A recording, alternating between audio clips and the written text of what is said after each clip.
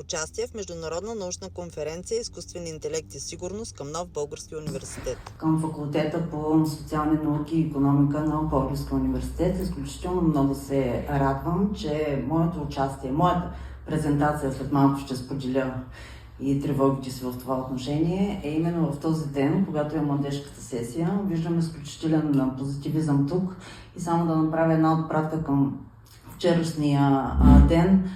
Нещата бяха малко по-сериозни и имаше много повече негативи и сигурно и аз ще принеса и аз ще споделя някои впечатления от вчера. Така че поздравявам ви, изключително съм доволна, че съм сред вас.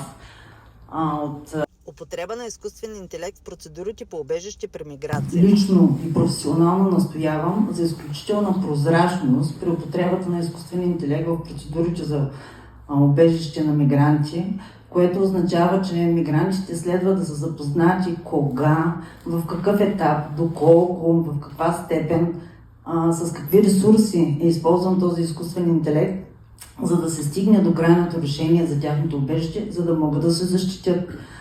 Необходимо е прилагането на стриктни мерки.